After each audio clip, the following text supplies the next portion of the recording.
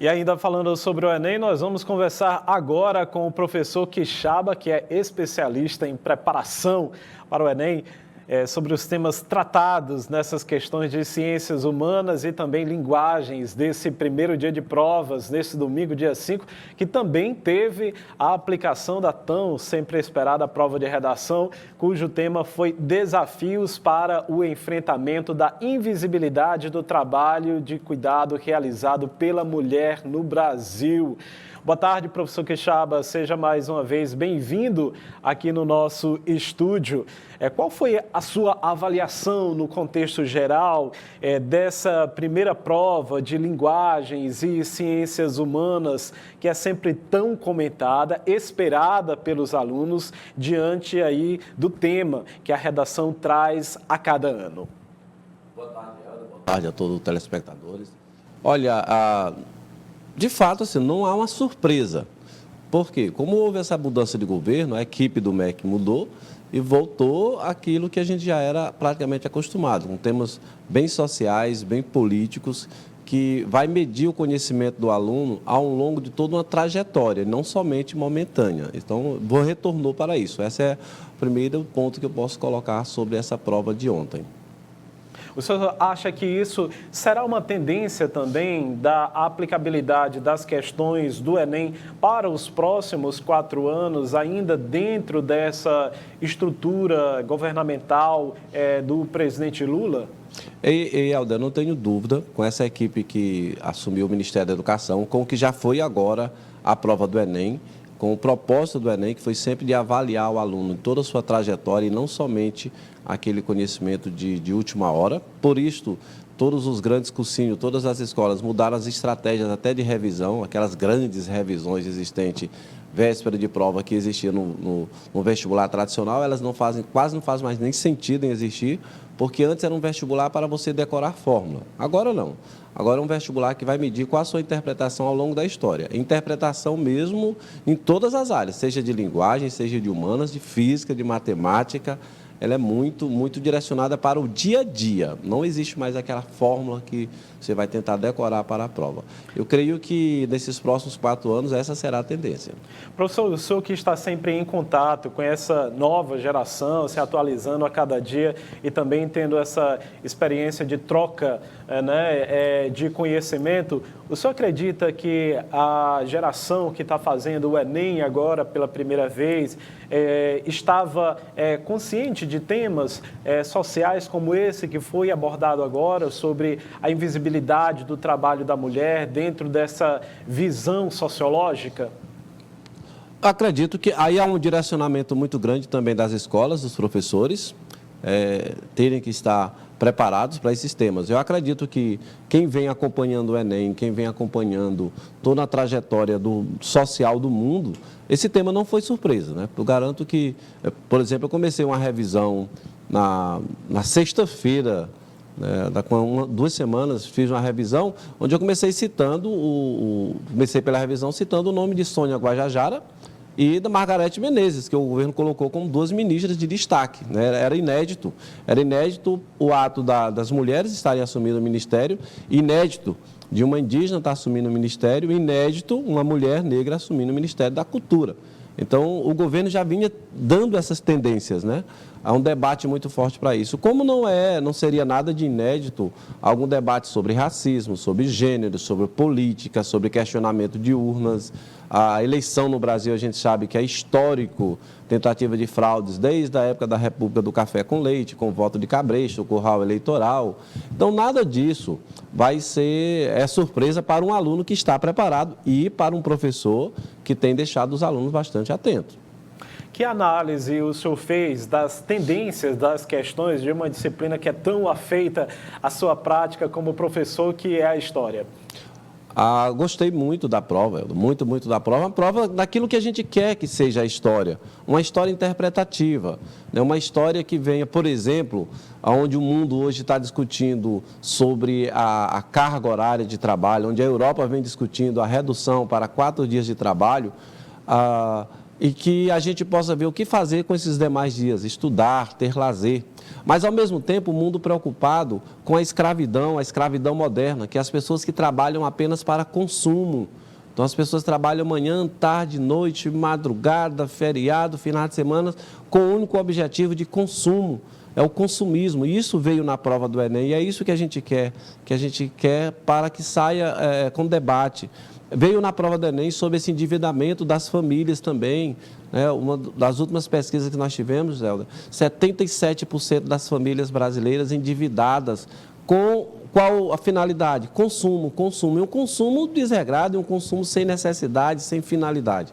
Isso veio na prova do Enem, isso é muito legal, a indústria cultural que está produzindo. Então, gostei bastante da prova, é uma prova que a gente tem discutido em sala de aula. Quais são as práticas existentes, né? Vocês acabavam de dar uma matéria aqui sobre, infelizmente, violência doméstica. O Enem veio trazendo novamente esse debate sobre violência doméstica, que é cultural, que afeta, Helder, e os demais telespectadores, que afeta uma sociedade no geral. Eu sou professor, eu vejo como os alunos estão assustados em casa.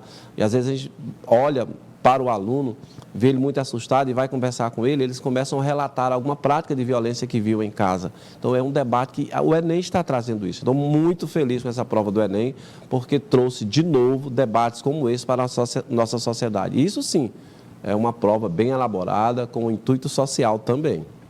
Professor, há ali uma divergência em uma sociedade tão fugaz como a que a gente vivencia hoje, não é? Dos 15 segundos de histórias, de textos rápidos, de contextos sempre muito fugazes. Alguns alunos chegaram a reclamar da extensão, né, de textos da prova do Enem.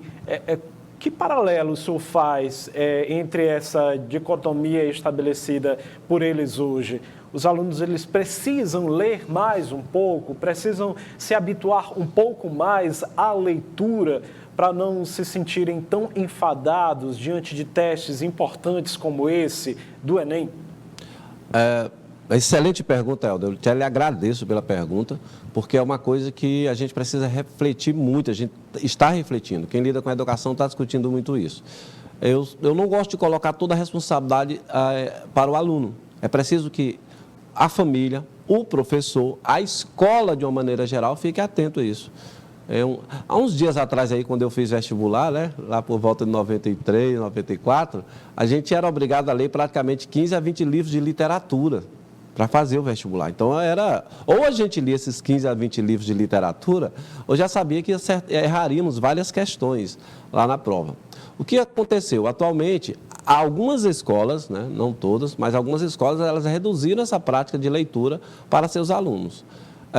Um momento de imediatista, que a pessoa não tem paciência, não tem jeito. É que eu dou um conselho para as escolas, de uma maneira geral, que retornem a prática de leitura para seus alunos, porque a prova do Enem, não só a prova do Enem, todas as atividades que o aluno vem fazendo com leitura, está exigindo muita leitura. E a tendência é aumentar. Então, esses textos curtos de Instagram, textos curtos de WhatsApp, de Telegram, esses textos curtos aí que parece moda, isso não combina com o Enem. O Enem são textos longos de muita interpretação. Então, os alunos estão com muita dificuldade de interpretação por falta de leitura. O aluno está com falta de leitura porque o professor e, às vezes, a escola mesmo também não está exigindo isso.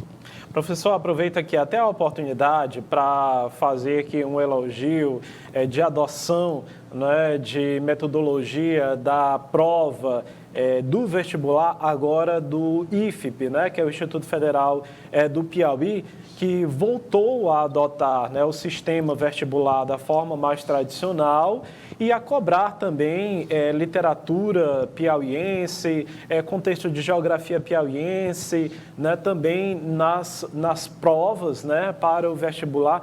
Eu acho que essa era uma dinâmica, até quando também eu fiz vestibular, eram dinâmicas adotadas e que exigiam da gente essa leitura e esse conhecimento também regional. Olha, Helder, é indiscutível. O Enem, essa prova, esse modelo de aplicação da avaliação do Enem, foi uma revolução na educação brasileira. fez e faz muito bem a muitos estudantes do Brasil. De maneira alguma tirar aqui os méritos do Enem, sou fã do Enem pela maneira que foi aplicada, economicamente, socialmente, evitou aquelas viagens, você hoje consegue concorrer em várias cidades, isso é indiscutível, tal ponto que esse modelo está sendo adotado em outros países, né?